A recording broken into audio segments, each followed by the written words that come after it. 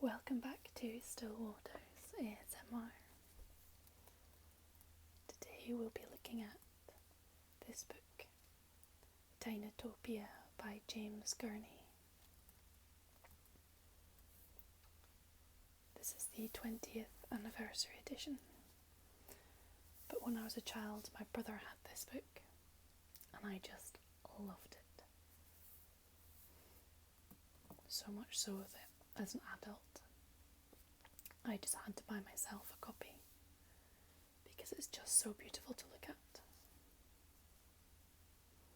The cover, it's a hardback book, and the dust cover doesn't have any words on the back. There's no attempts to sell the book or explain what's inside. They've just let the picture do the talking. And we have this beautiful parade scene through a town centre with beautiful, beautiful architecture. A choir singing, dinosaurs coming through with children and flowers, instruments, drums, flags. So it's just a wonderful book. It was actually the inspiration of a novel. I read it years ago. I can't now remember the name of the author, but basically the person used this book as a basis for a novel. So Dinotopia, written and illustrated by James Gurney. In 1860, when uncharted territories still exist on the globe, scientist Arthur Denison and his young son Will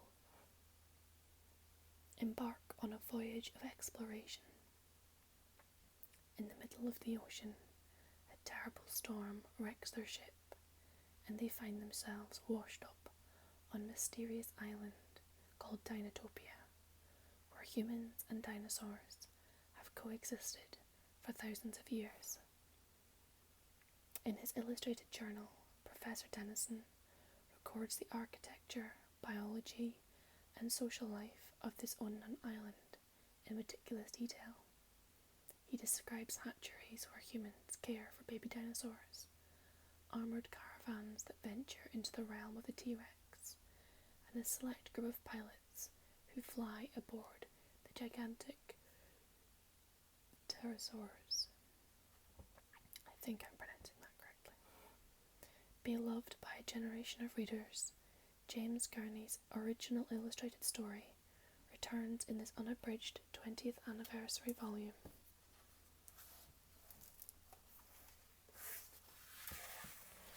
From Kala Editions. The artwork has been reproduced from new plates, digitally scanned from the original transparencies. This expanded edition features 32 additional pages, including a new foreword by literary historian Michael Patrick Hearn and an afterword by the author, plus over 45 behind-the-scenes sketches and photos. Before writing and illustrating Dinotopia, James Gurney painted reconstructions of ancient civilizations for National Geographic magazine. He has illustrated 17 stamps for the US Postal Service, including The World of Dinosaurs. His Dinotopia art has won the Hugo, Chelsea, Spectrum and World Fantasy Awards and has been exhibited at the Smithsonian Institute, the Norman Rockwell Museum and the Delaware Art Museum. His most recent books, Imaginative Realism, How to Paint What Doesn't Exist, and Colour and Light, A Guide for the Realist Painter, are based on his daily blog, gurneyjourney.blogspot.com.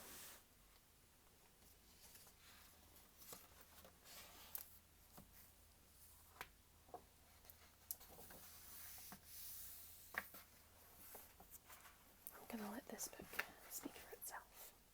I'm going to show you some of my favourite sections. I have actually already given an attempt to film this video. My phone ran out of memory and just multiple things went wrong, so we're starting again. So we're refinding our inner zen and we're starting again. But one thing I realised is this book is much longer than I remembered. And it would be easy to spend apologies, I'm yawning. It would be easy to spend a whole hour looking through this book, but my phone can't record for that long. So I'm going to try and skip to the bits that are particularly breathtaking. And I'll not dwell on every single page.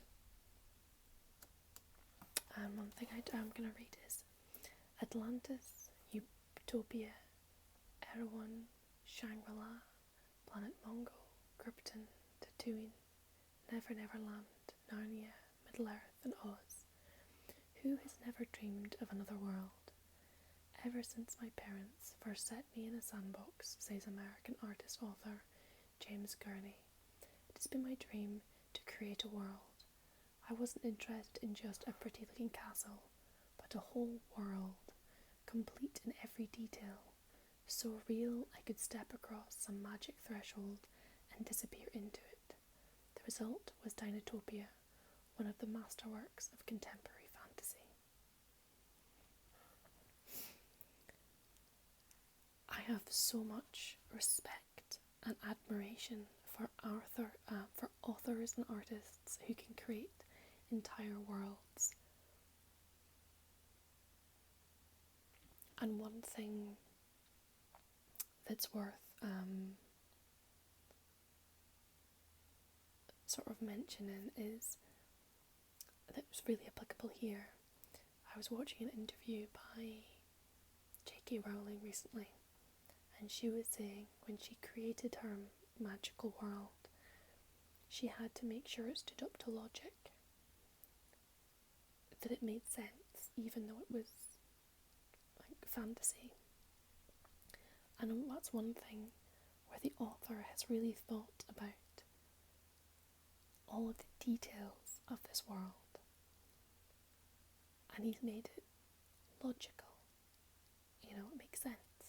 Even though it's imaginary, it still stands up to scrutiny, and I love the way he's put so much thought into it. It makes it seem real when an author has created a universe that you can really step into. So I'll skip past some of these things.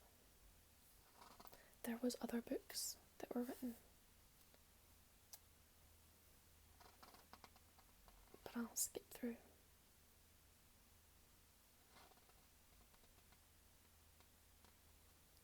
Just some beautiful artwork.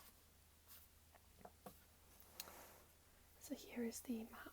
He's literally created an entire world and with geography and place names.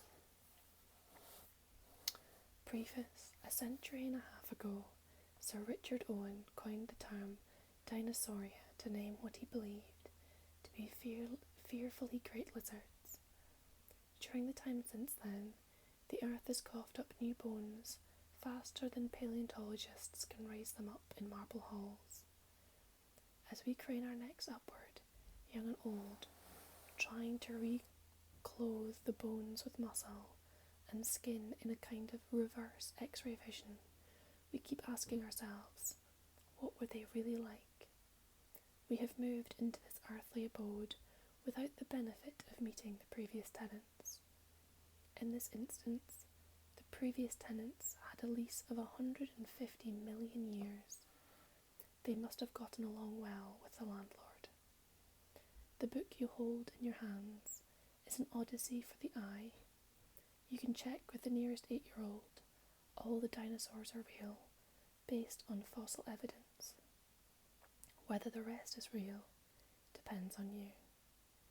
It belongs in the marble hall, not of the museum, but of your imagination, the other side of the mirror, the world that is in the end more true. I love adults who allow you to indulge in that wonderful childhood imagination, which I think is why I love this book so much. And in the foreword it mentions how he's not just created a book that children can enjoy, but that adults as well can just be in awe of. And what he's done is he started it by pretending that as the author of this book that he has found the sketchbook of this Arthur Denison, this scientist, this adventurer. And in the sketchbook it's got the journal. It's dated back to 1862 when they were in a shipwreck and they were washed up on the shore of this magical place. I say magical, there's nothing magical about the place, there's no wizards but it's magical in the sense of just the imagination, and it's just a different world. As they arrive, he's recording throughout the book he mentions about the flora and fauna of the island, because he's a scientist. They encounter a dinosaur, they throw a rock at it. The other dinosaurs aren't so happy about that.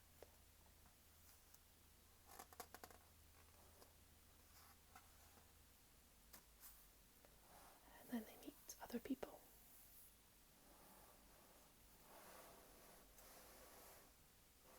I love this drawing.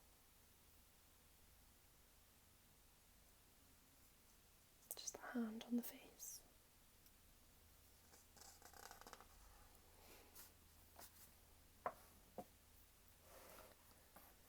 So this is why I love this book.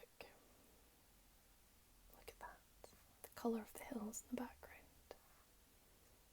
The detail. The size, the doors for the dinosaurs. And smaller doors for people. This is the hatchery.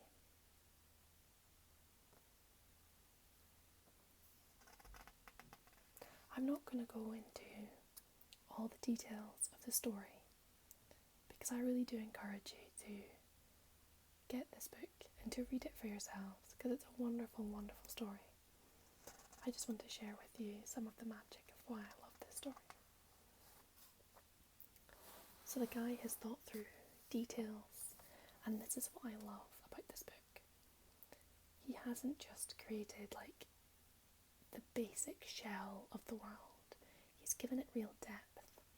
He's created an entire language, a whole written script, which you see throughout the book, and later on it gives you a key so you can come back and translate all of these signs. He's got the details of how they work out some of the details in our lives. There's a wheelbarrow that carries eggs to the incubators that's got a heating source underneath to keep the eggs warm. Couches for dinosaurs. Human beds, but that look like nests.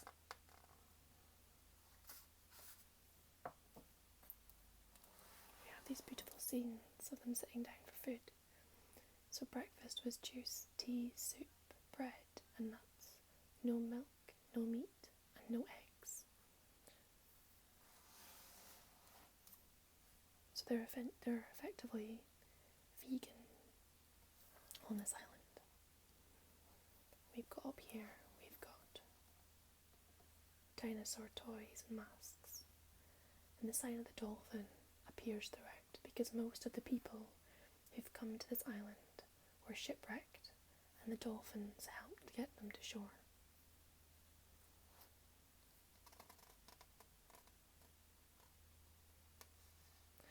They refer to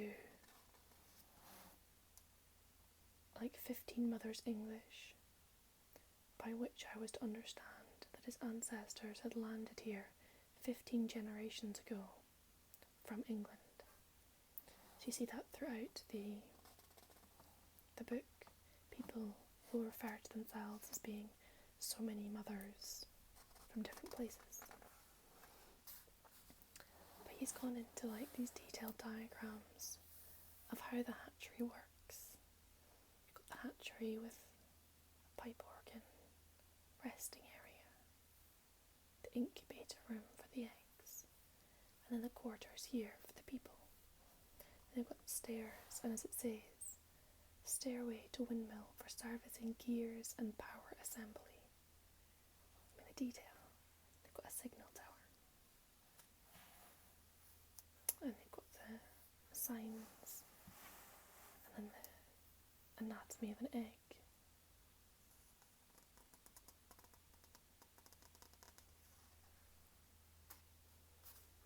And just the drawings are just beautiful. These are the sort of pictures that have just stuck in my mind. And then they have children helping out with the eggs, and puppets help the babies imprint to the correct parent model. They have all these childhood toys and dinosaur nannies.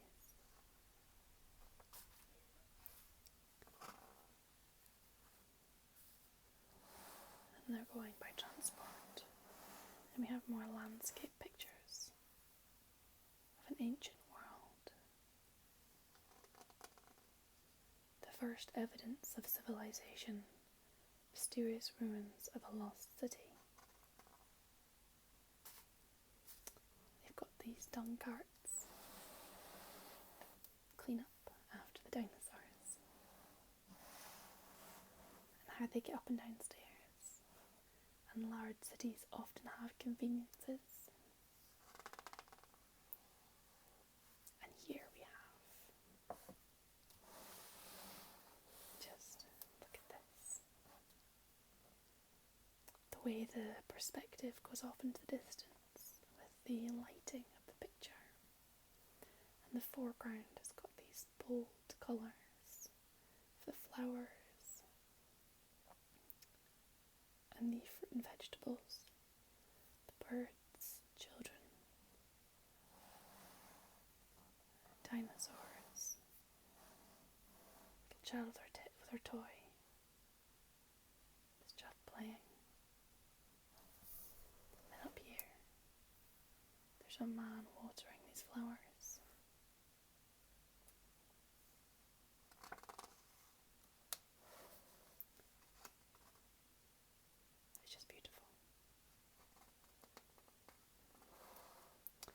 Then he picks out details.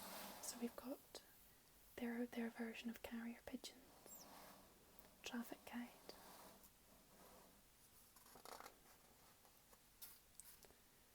Then have this bad guy. More landscape pictures. Volcanium, given the obvious name. Then we have this guy as a blacksmith. Crocodile working the forge.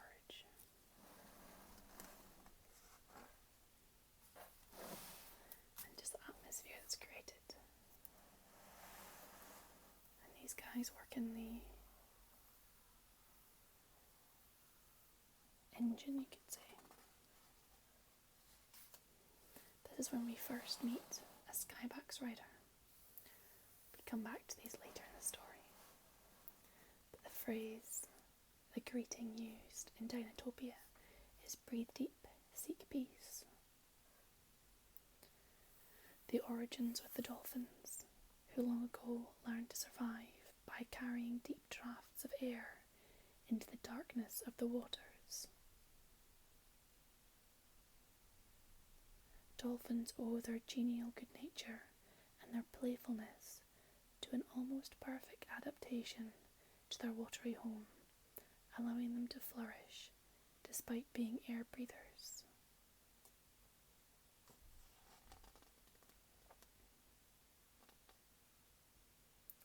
This greeting has found its way into many Dinotopian customs. For instance, the Dinotopian word for marriage or close friendship literally means breathing together. So yeah, he's created this whole world.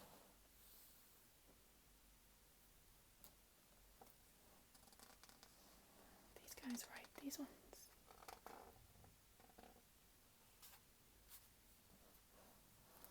Cute, they meet the little guy that they threw the stone at the beginning.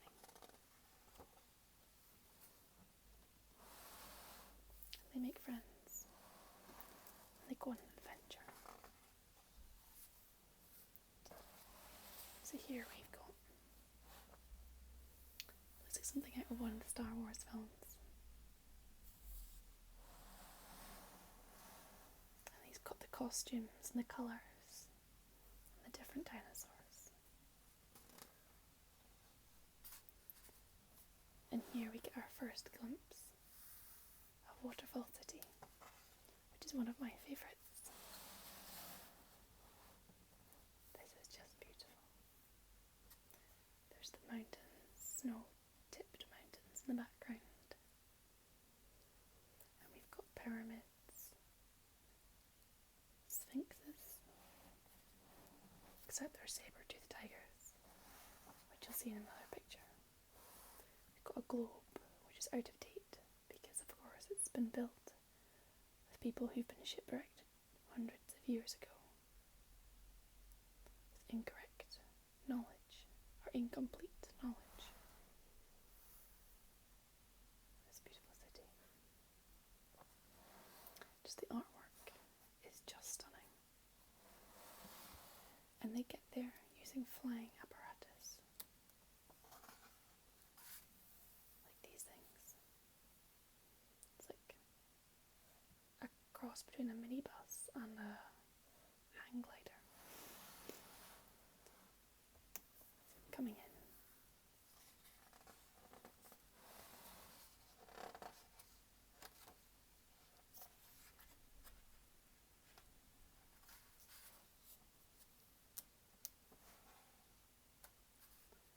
Got this amazing timepiece. These are the people down here for size. You can see the grand scale of this clockwork machinery, which is water powered by the falls. They've got a small pocket version. Completely different technology. Shows toys, trumpets, the library, the scroll reading machine, the alphabet.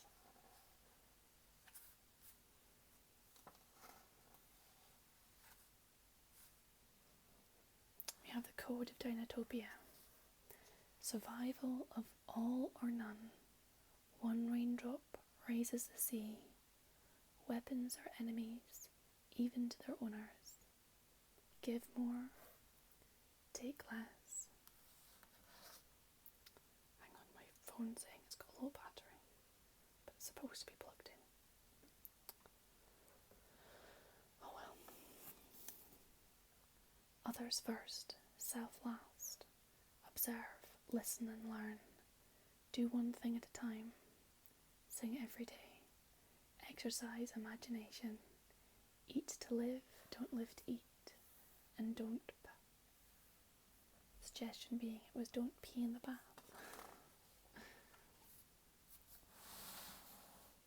So here you can see he's taken inspiration from so many different cities of the world. It's just beautiful. There's just so much detail that you could lose yourself in just one of these pictures. Just picking out new details every time you look at it.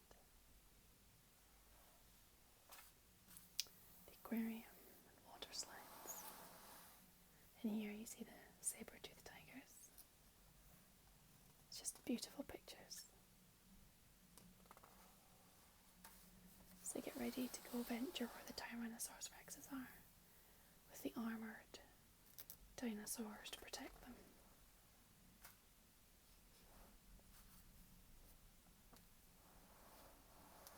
They cut off baskets of eels for the dinosaurs to eat.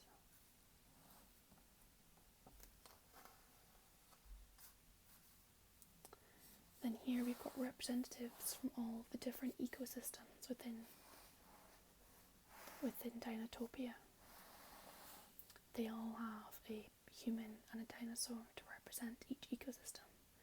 We have Ariel looking after the basically air quality, forests, mountains, deserts, fresh water, and savanna.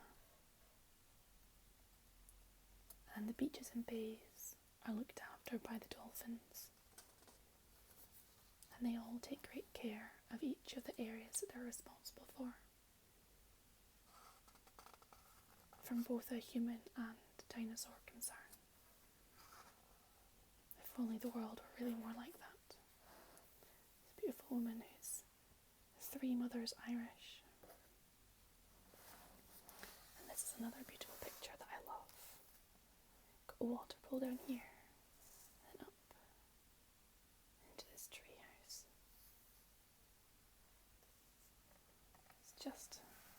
It's just amazing.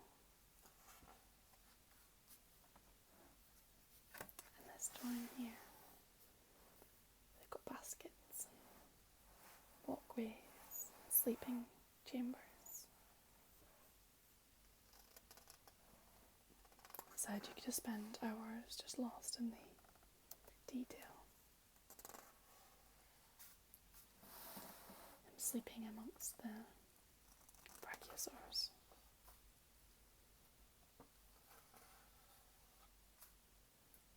I'll kind of skip through some of this, but these are the kind of details I love. He's put in thought about how they do the laundry. The laundry is all washed at treetop level. Rain gutters collect water which is used sparingly. Boys must wash their own. I like that bit. And so they have the trough, and then they hang up the clothes with the pulley system. I just love how it isn't just a pretty house design, but he's even thought about how they do the mundane tasks like the laundry. There's swings and slide here. And his son's experience in the rigging while at sea has made him right at home at these heights. We've got musical instruments, an interpretive dance. Now this is where my phone cut out before, so I'm hoping we get a little bit farther. Get a glimpse of what a dinosaur sees versus what a human would see. There's a song of Dinotopia, along with sheet music. So we're doing dentistry on a dinosaur.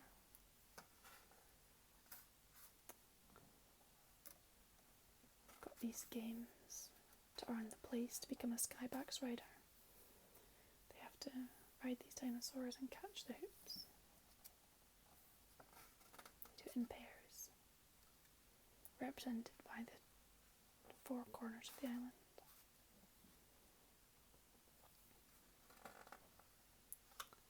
And here we go.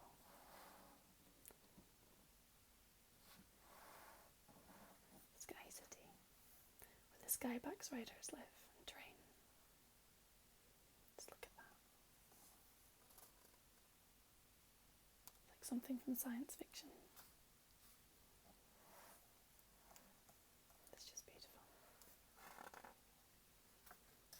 And they've got the instructor teaching them how to ride.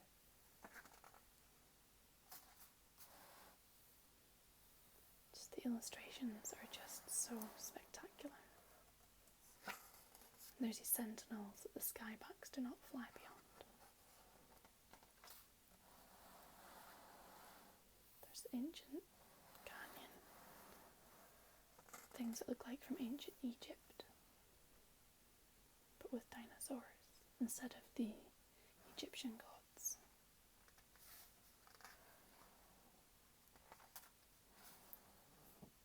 And the history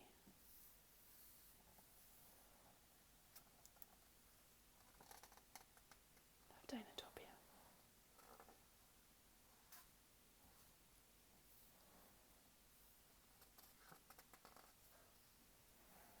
And the portal to the world beneath.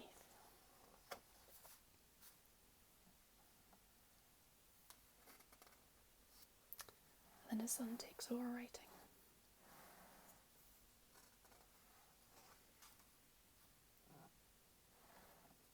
And then we come up to the mountains.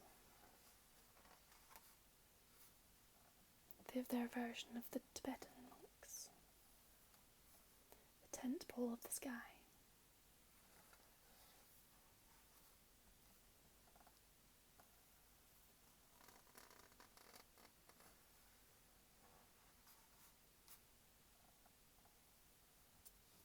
The map room.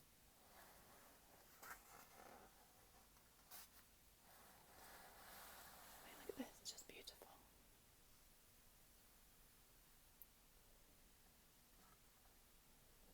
The artwork is just amazing.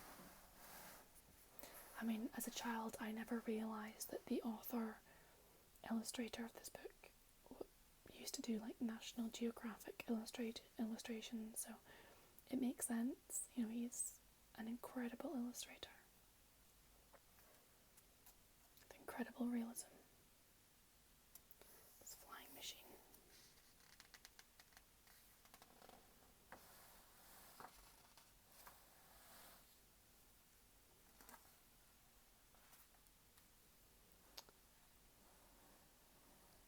Crashing. There's them in a great city. Just in time for the parade, which I guess is what's shown on the front page.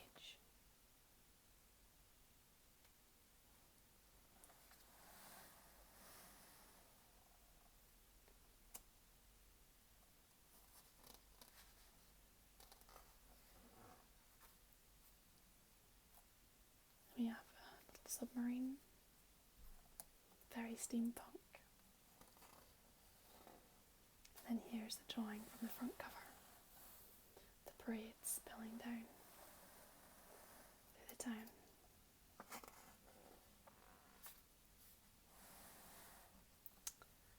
Then we have the Skyback's Riders. See the town down below. The detail is just amazing, even though it's like blurred.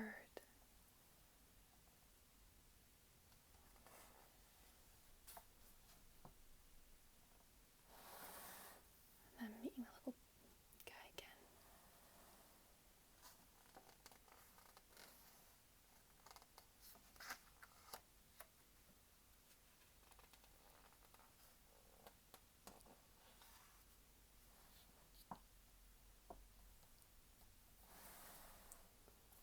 The artwork is just phenomenal.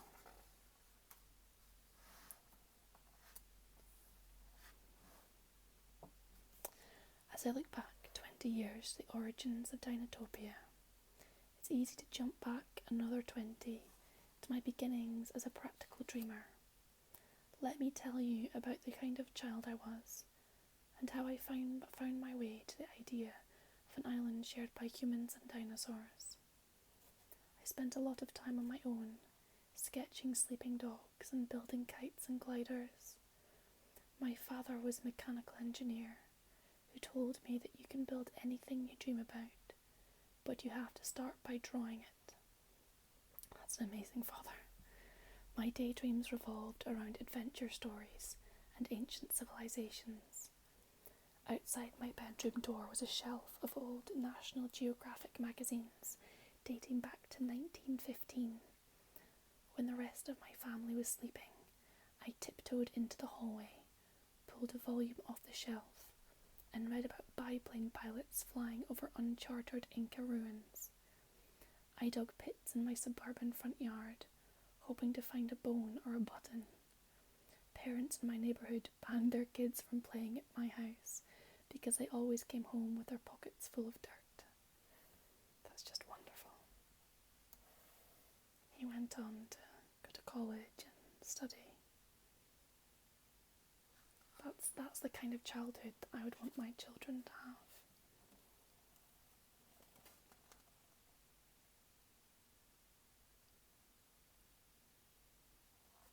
And then he started drawing.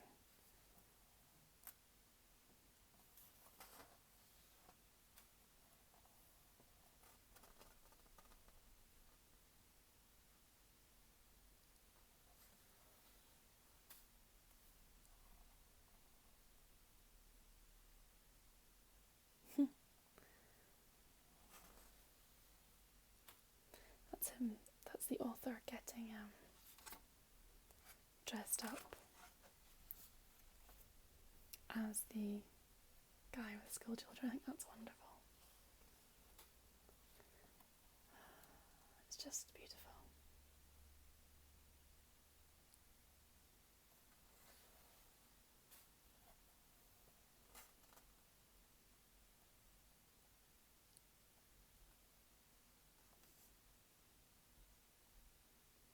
So he used these things to draw the pictures.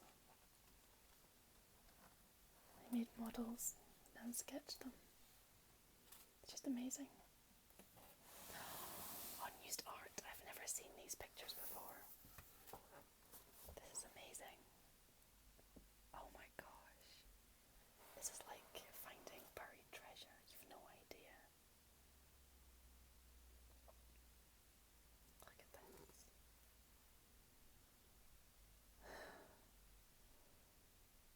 That's just amazing. Just amazing.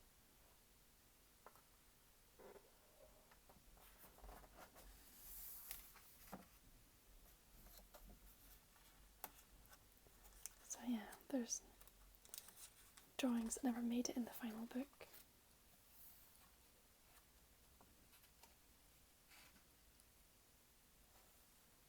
Just amazing. I have dreams to one day be an author. And I don't know if I'm ever gonna master the kind of things that some of my favourite authors have created, but it gives me inspiration at least to really let my imagination go wild.